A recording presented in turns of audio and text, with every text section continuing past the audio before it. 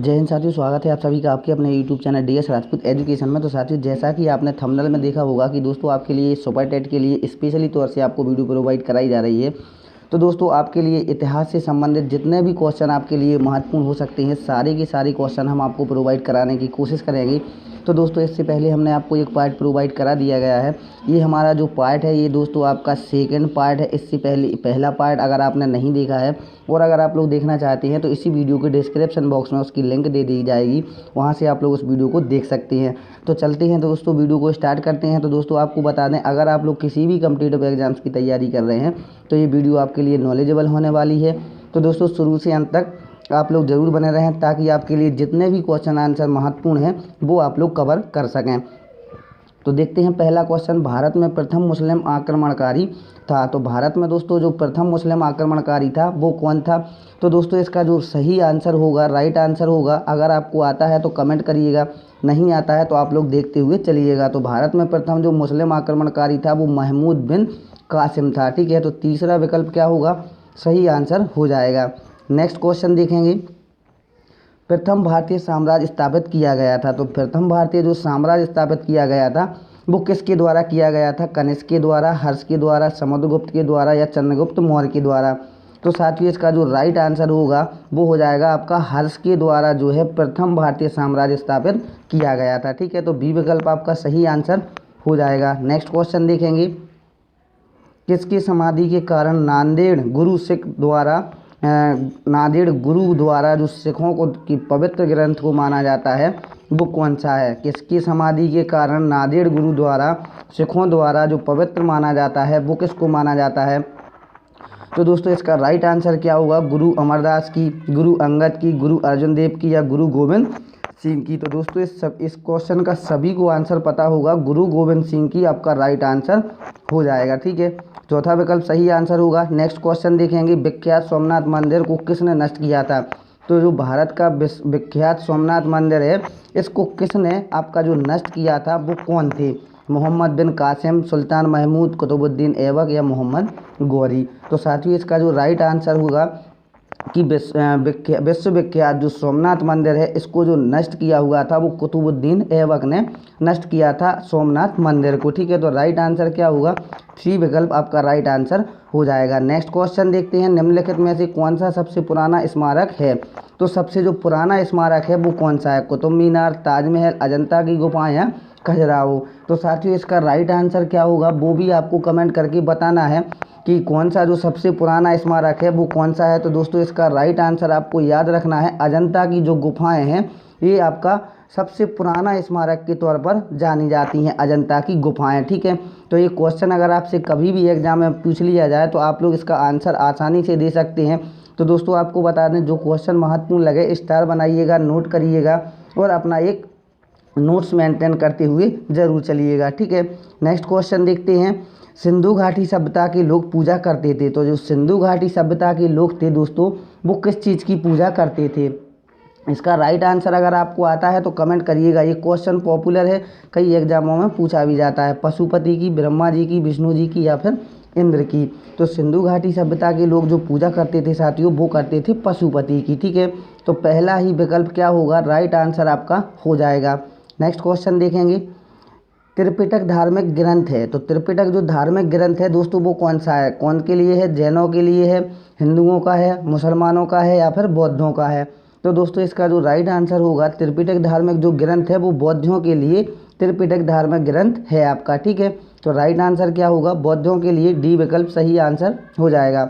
ये क्वेश्चन महत्वपूर्ण है दोस्तों, कई एग्जामों में पूछा गया है। तो जैसा कि आप लोग अगर कॉम्पिटिटिव एग्जाम्स की तैयारी कर रहे हैं तो आपको पता होगा, नॉलेज होगा कि ये क्वेश्चन कई बार पूछा जाता है कि पानीपत की जो तीसरी लड़ाई है वो कब हुई थी? तो इसका राइट आंसर आपको याद रखना है दोस्तों, पानीपत की जो तीसरी लड़ाई है वो कब लड़ी गई थी दोस्तों, इसका हमने आपको डिटेल बता दिया गया है पिछली वीडियो में। तो अब केवल अगर आपने उस वीडियो को देखा है तो आप लोग डायरेक्ट आंसर दे पाओगे। तो पानीपत की जो तीसरी लड़ाई हुई थी दोस्तों वो 1761 में हुई थी। ठीक है, पानीपत की आपकी जो तीसरी लड़ाई है वो कब हुई थी? 1761 में हुई थी। ठीक है, नेक्स्ट क्वेश्चन देखते हैं, मुगल साम्राज्य की नींव किस लड़ाई के बाद मानी जाती है? तो मुगल साम्राज्य की जो नींव मानी जाती है वो किस लड़ाई के बाद मानी जाती है दोस्तों? इसका राइट आंसर भी बताइएगा। पानीपत की प्रथम लड़ाई, पानीपत की द्वितीय लड़ाई, प्लासी की लड़ाई या फिर बक्सर की लड़ाई। तो साथियों इसका जो राइट आंसर होगा, मुगल साम्राज्य की जो नीम लड़ाई के बाद मानी जाती है वो प्लासी की लड़ाई के बाद मानी जाती है। ठीक है, तो तीसरा विकल्प क्या होगा, सही आंसर हो जाएगा। मुगल वंश की स्थापना भारत में कब हुई थी साथियों, इसका भी राइट आंसर आपको देना है। महत्वपूर्ण क्वेश्चन है, आईएमपी क्वेश्चन है, चाहे तो नोट डाउन भी कर सकते हैं कि मुगल वंश की जो स्थापना है वो भारत में कब हुई थी। तो साथियों इसका जो राइट आंसर आपका होगा वो 1688 में मुगल वंश की स्थापना भारत में हुई थी। मुगल वंश की स्थापना भारत में कब हुई थी, 1688 में आपकी हुई थी। ठीक है, बी विकल्प सही आंसर होगा। नेक्स्ट क्वेश्चन है, प्लासी का युद्ध कब लड़ा गया था। ये क्वेश्चन भी आपका महत्वपूर्ण है दोस्तों, बताइएगा प्लासी का युद्ध जो है वो कब लड़ा गया था। जल्दी से कमेंट करिएगा दोस्तों इसका अगर आपको आंसर आता है। तो प्लासी का युद्ध जो लड़ा गया था दोस्तों वो 23 जून 1759 को आपका युद्ध लड़ा गया था, प्लासी का युद्ध। ठीक है, तो अगर क्वेश्चन पूछ लिया जाए कि प्लासी का युद्ध कब लड़ा गया था, तो 23 जून सन 1759 ईस्वी में प्लासी का युद्ध लड़ा गया था। ठीक है, नेक्स्ट क्वेश्चन, बक्सर का युद्ध कब आरंभ हुआ था। तो बक्सर का जो आपका युद्ध है वो कब आरंभ हुआ था, 1783, 1763, 1793, 1563। तो इसका राइट आंसर भी बताना है आपको दोस्तों, क्या होगा इसका राइट आंसर। तो बक्सर का युद्ध जो आरंभ हुआ था वो 1793 ईस्वी से प्रारंभ हुआ था। ठीक है, बक्सर का युद्ध कब प्रारंभ हुआ था, तो 1793 ईस्वी से प्रारंभ हुआ था। नेक्स्ट क्वेश्चन, दिल्ली का जो लाल किला है वो किसने बनवाया था। ये क्वेश्चन कई बार पूछा गया है, आईएमपी क्वेश्चन है, इम्पोर्टेंट क्वेश्चन है, आपको नोट करने लायक भी क्वेश्चन है कि दिल्ली का जो लाल किला है वो किसने बनवाया था। तो बताइए दोस्तों इसका राइट आंसर क्या हो जाएगा। तो दिल्ली का जो लाल किला बनवाया था वो शेर शाह सूरी ने बनवाया हुआ था। ठीक है, दिल्ली का लाल किला किसने बनवाया था, शेर शाह ने बनवाया हुआ था। ठीक है, नेक्स्ट क्वेश्चन देखते हैं, शिवाजी के प्रशासन में पेशवा किसे कहा जाता था। तो बताइए इसका राइट आंसर क्या हो जाएगा।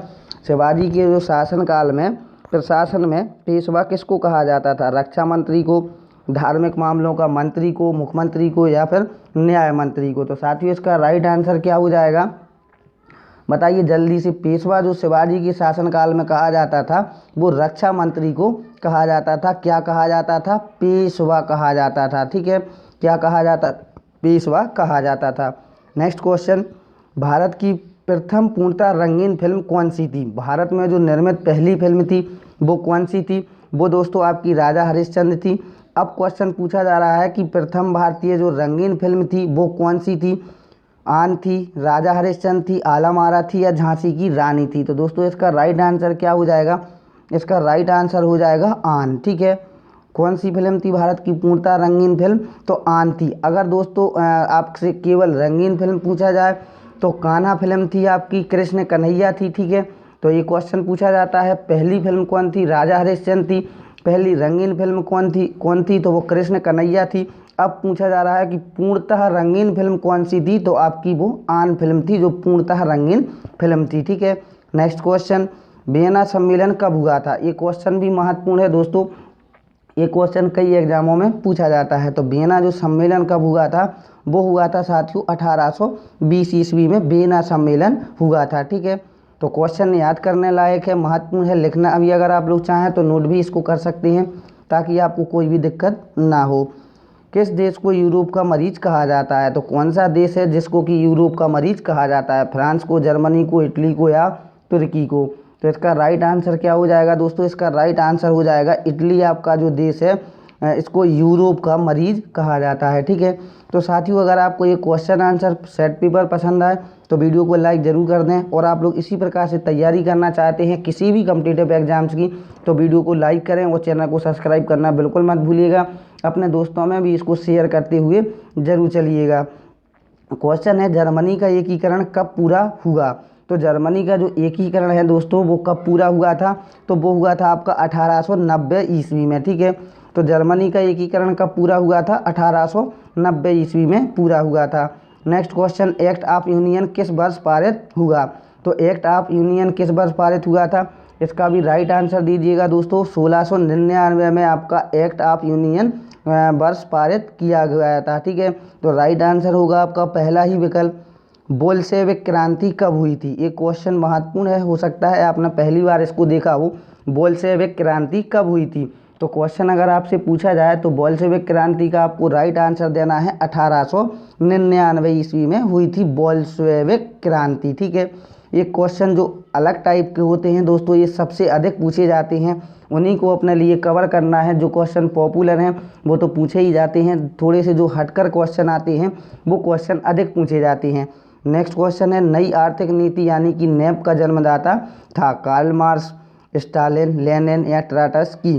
तो दोस्तों इसका राइट आंसर क्या होगा? इसका राइट आंसर होगा कार्ल मार्क्स। ठीक है, जो नई आर्थिक नीति थी उसके जो जन्मदाता थे वो थे कार्ल मार्क्स। ठीक है, ये क्वेश्चन महत्वपूर्ण है, पूछा भी जा सकता है। नेक्स्ट क्वेश्चन है, अप्रैल थीसिस किसने तैयार की? तो अप्रैल थीसिस जो है वो किसने तैयार की थी दोस्तों? इसका राइट आंसर दीजिएगा। तो इसका राइट आंसर जो होगा आपका लेनिन, आपका क्या हो जाएगा? राइट आंसर हो जाएगा। जो अप्रैल थीसिस थी वो लेनिन ने तैयार की हुई थी। ठीक है, तो तीसरा विकल्प सही आंसर होगा। लेनिन ने नई आर्थिक नीति की घोषणा कब की? तो लेनिन जो थे उन्होंने नई आर्थिक नीति की घोषणा कब की थी? तो साथियों इसका राइट आंसर क्या हो जाएगा? इसका राइट आंसर हो जाएगा 1935 ईस्वी में लेनिन ने नई आर्थिक नीति यानी कि नीप, ठीक है, नीप को की घोषणा की हुई थी। ठीक है, तो राइट आंसर क्या होगा? 1935।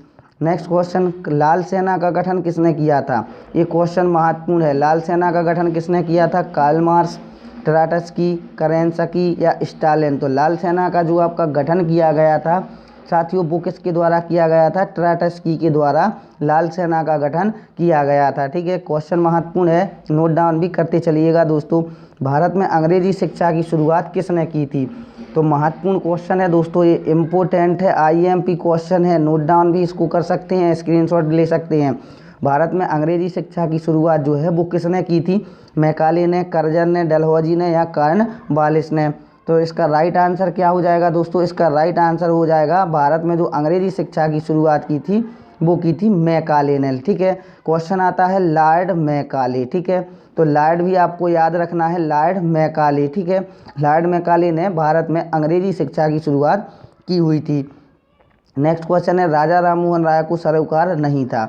तो राजा राममोहन राय को सरोकार किस चीज़ का नहीं था? इसका भी राइट आंसर दीजिएगा दोस्तों। इसका राइट आंसर होगा विधवा पुनर्विवाह का सरोकार नहीं था राजा राममोहन राय को। ठीक है, नेक्स्ट क्वेश्चन, जलियांवाला बाग हत्याकांड के लिए कौन सा जनरल उत्तरदायी था? ये क्वेश्चन पॉपुलर है, इम्पोर्टेंट है, इसको जरूर नोट डाउन करना। ये क्वेश्चन पूछा जाता है कि जलियांवाला बाग हत्याकांड के लिए कौन सा जनरल जो है उत्तरदायी था, जिसने कि लाखों हजारों भाइयों पर गोली का आदेश दे दिया था, गोली चलवाने का आदेश दे दिया था? तो वो जनरल डायर कौन थे? बताइएगा दोस्तों। अगर आपको आता है क्वेश्चन तो कमेंट बॉक्स में ज़रूर बताना है। तो दोस्तों इसका जो राइट आंसर होगा, जनरल डायर जो थे इन्होंने जलियांवाला बाग हत्याकांड के लिए, ये जनरल डायर जो थे ये उत्तरदायी थे आपके। ठीक है, नेक्स्ट क्वेश्चन देखते हैं, प्रथम मैसूर युद्ध किन के बीच लड़ा गया था? तो किन के बीच लड़ा गया था दोस्तों? ये क्वेश्चन महत्वपूर्ण है, आपको भी बताना है। बताइए इसका राइट आंसर क्या हो जाएगा? तो दोस्तों ब्रिटिश और आपके जो मीर जाफर थे, ये प्रथम मैसूर युद्ध इनके बीच लड़ा गया था। किस किस के बीच लड़ा गया था? ब्रिटिश और मीर जाफर के बीच प्रथम मैसूर युद्ध लड़ा गया था। ठीक है, नेक्स्ट क्वेश्चन, सती प्रथा पर प्रतिबंध किसने लगाया था? तो सती प्रथा जो थी उस पर प्रतिबंध किसने लगाया था? लॉर्ड डलहौजी ने, लॉर्ड माउंटबेटन ने, लॉर्ड विलियम बेंटिंक ने या लॉर्ड कर्जन ने? तो साथियों इसका जो राइट आंसर होगा वो लॉर्ड माउंटबेटन ने सती प्रथा पर अपना प्रतिबंध लगाया हुआ था। ठीक है, तो बी विकल्प सही आंसर होगा। आज का लास्ट क्वेश्चन देखेंगे। लास्ट क्वेश्चन देखने से पहले दोस्तों कैसा लगा आज का सेट पेपर जरूर बताइएगा कमेंट बॉक्स में। अगर आपको पसंद आया हो तो वीडियो को लाइक, चैनल को सब्सक्राइब जरूर कर सकते हैं और अपने दोस्तों में भी इसको ज़रूर शेयर करिएगा ताकि अधिक से अधिक लोग जुड़ सकें, अधिक से अधिक लोग इसको देख सकें। और किसी भी कॉम्पिटिटिव एग्ज़ाम्स की तैयारी कर रहे हैं तो अपनी तैयारी को 4 चांद लगा सकते हैं और किसी भी एग्ज़ाम्स को आसानी से क्रैक कर सकते हैं। तो ज़रूर चैनल को सब्सक्राइब करें, वीडियो को शेयर करें और पसंद आए तो वीडियो को लाइक, अगर कोई दिक्कत हो तो कमेंट बॉक्स में बता सकते हैं। क्वेश्चन देखेंगे, किस वर्ष में म्यांमार भारतवर्ष से अलग हुआ था? तो म्यांमार जो है एक भारत का हिस्सा था। अब ये कब अलग हुआ था भारत से वो आपको बताना है। तो दोस्तों आपको बता दें 1950 से पहले म्यांमार जो है हमारे भारत का एक हिस्सा था, अभिन्न अंग था। लेकिन 1950 के बाद म्यांमार जो है भारत से अलग हो गया है। तो इसका राइट आंसर है आपका 1950 से। तो कैसी लगी वीडियो ज़रूर बताइएगा कमेंट बॉक्स में दोस्तों। आशा करता हूँ आपको वीडियो पसंद आई होगी, नॉलेजेबल लगी होगी। तो जल्दी से एक प्यारा सा कमेंट, लाइक, शेयर, सब्सक्राइब जरूर कर लें। मिलते हैं साथियों नेक्स्ट वीडियो में। जब तक के लिए जय हिंद, जय भारत, वंदे मातरम दोस्तों। स्वस्थ रहें, खुश रहें, अपने आस पड़ोस में सफाई का विशेष ध्यान रखें। इसी आशा के साथ मिलते हैं नेक्स्ट वीडियो में। जय हिंद साथियों।